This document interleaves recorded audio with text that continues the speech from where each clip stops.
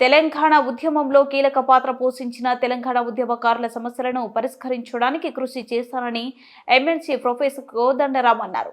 ఉద్యమకారుల సమస్యల పరిష్కారానికి ఓయూ ఆర్ట్స్ కళాశాలలోని సెమినార్ హాల్లో తెలంగాణ ఉద్యమకారుల వెల్ఫేర్ అసోసియేషన్ ఆధ్వర్యంలో సమావేశం నిర్వహించారు.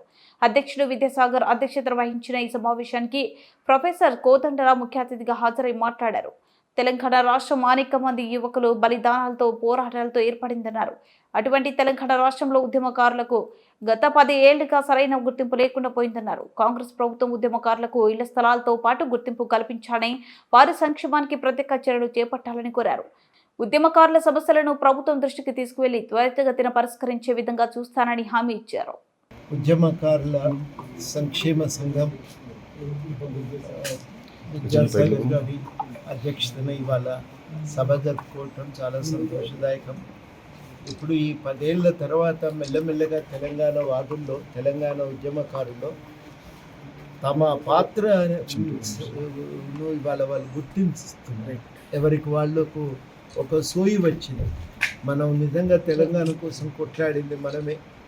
మనం అందరం కూడి కొట్లాడితేనే ఈ తెలంగాణ వచ్చింది. అనేక మంది యువకుల బలిదానాల వల్ల తెలంగాణ వచ్చింది. ఇది త్యాగాల పునాదుల మీద ఏర్పడినటువంటి రాష్ట్రం అనే ఒక స్పష్టత ఇవాళ ప్రజల్లో వచ్చింది.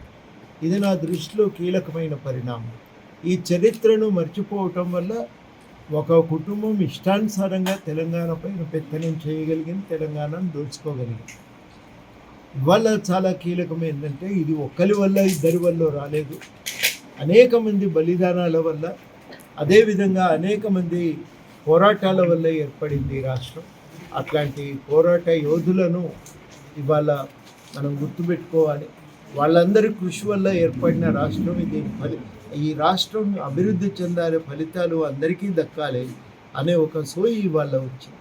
నా దృష్టిలో ఇట్లాంటి ఒక ఆలోచన, ఇట్లాంటి ఒక స్పృహనే ఒక ప్రజాస్వామిక తెలంగాణ నిర్మాణానికి ప్రాతిపదిక అవుతుంది. అట్లాంటి స్పృహ రగలటం చాలా గొప్ప పరిణామంగా నేను భావిస్తున్నా. ఈ ఉద్యమకారుల ఐక్యత ఇదే విధంగా నిలబడాలని, ముందుకు సాగాలని కోరుతూ ప్రభుత్వం కూడా ఉద్యమకారుల సంక్షేమానికి వెంటనే సంక్షేమ చర్యలు చేపట్టాలని కూడా అడుగుతున్నాం.